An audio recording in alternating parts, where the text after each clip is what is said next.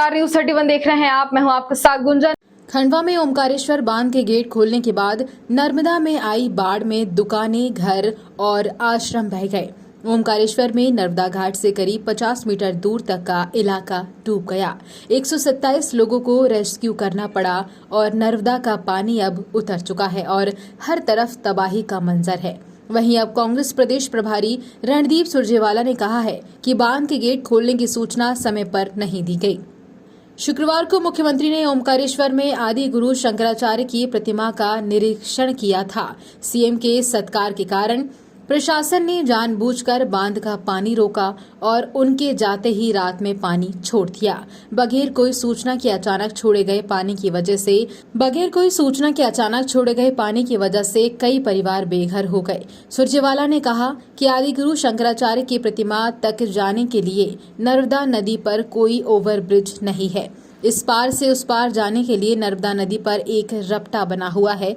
बारिश के दौरान ओमकारेश्वर डैम अपनी भराव क्षमता 196 मीटर के करीब था। प्रशासन ने गेट इसलिए नहीं खुलवाए क्योंकि पानी में रपटा डूब जाता और सीएम का काफिला नहीं निकल पाता। इसलिए अनावरण कार्यक्रम के चलते ओमकारेश्वर बांध प्रबंधन ने लगातार हो रही बारिश के बावजूद बांध के गेट नहीं खोले, पानी को रोक कर रखा और ऐसा शासन के निर्देश पर किया गया। सीएम का काफिला यहां से रवाना होते ही देर रात 1 बजे से गेट खोलकर पानी छोड़ा गया और उनके जाते ही आधी रात को अचानक पानी छोड़कर तबाही मचा दी गई।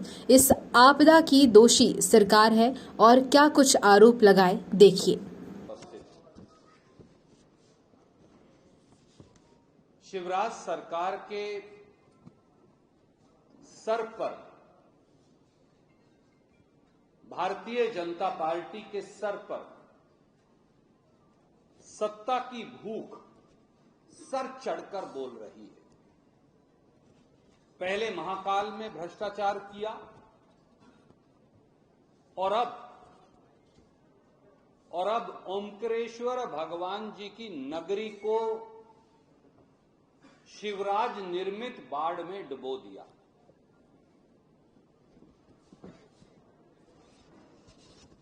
भारतीय जनता पार्टी ने विशेष तौर से मुख्यमंत्री शिवराज सिंह ने अलौकिक सत्ता के खिलाफ एक घिनौना अपराध किया। हमने देखा कि 11 सितंबर को जो ओमकारेश्वर जी पर डैम है उसकी कैपेसिटी थी 47%। मैं ये सरकार के आंकड़ों के आधार पर कह रहा हूं और 17 सितंबर तक वो लगभग 84.5% हो गई। इस बीच में मुख्यमंत्री श्री शिवराज सिंह चौहान को वहां जाना था जहां आदि गुरु की मूर्ति का निर्माण हो रहा है, शंकराचार्य जी का, क्योंकि वहां पुल ही कभी नहीं बनाया। 18.5 साल की सत्ता में एक रपटा है जिसे अपन खड़ी बोली में मध्य प्रदेश में कह देते हैं। मुख्यमंत्री को तकलीफ ना हो जाए इसलिए डैम से हमेशा धीरे धीरे पानी छोड़ते हैं, वो पानी बंद कर दिया। और जैसे ही शिवराज सिंह चौहान गए,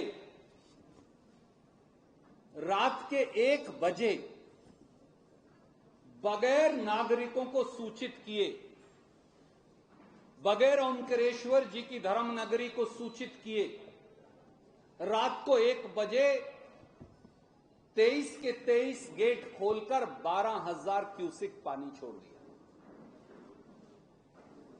टेलीविजन चैनल, अखबार धीरे धीरे दिखा रहे हैं, लिख रहे हैं जैसे जैसे ये बात सामने आ रही है कि किस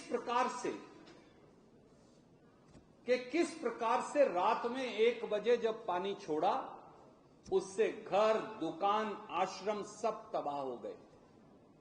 कोई सूचना नहीं दी गई और पहली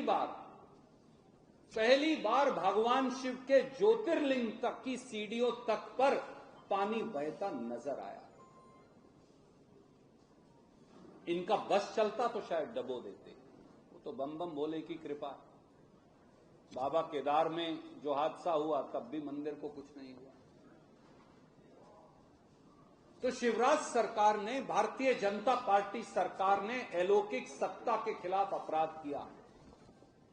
भगवान आदिगुरु शंकराचार्य भी कभी इस पाप के लिए उनको माफ नहीं करेंगे। पहले महाकाल में आखंड भ्रष्टाचार किया और अब ओमकारेश्वर धाम धर्म नगरी को बाढ़ की तबाही में डुबो दिया। और यह पहली बार नहीं, कारम धाम में भी इन्होंने यही किया था। कारम बांध में जब भ्रष्टाचार की हवस की भेंट उस बांध को चढ़ा दिया गया था और ब्लैक लिस्टेड कंपनियों के साथ क्या क्या खेल हुआ था आपने अनेकों बार लिखा। तो लौकिक सत्ता ने आज अलौकिक सत्ता के खिलाफ अपराध किया और इस अपराध का जवाब मध्य प्रदेश के 8.5 करोड़ लोग मुख्यमंत्री शिवराज सिंह चौहान से मांगते हैं।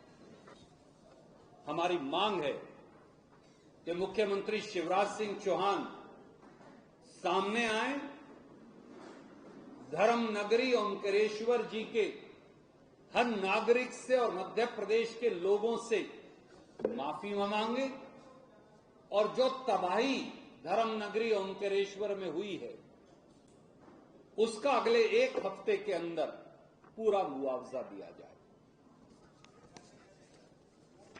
मुझे इस समय यही कहना था। इस विषय से जुड़ा पहले कोई सवाल और फिर कोई और सवाल होगा तो वो लेंगे। इस विषय से कोई जुड़ा सवाल आपका है, यू वेलकम टू आस्क, आपका स्वागत है।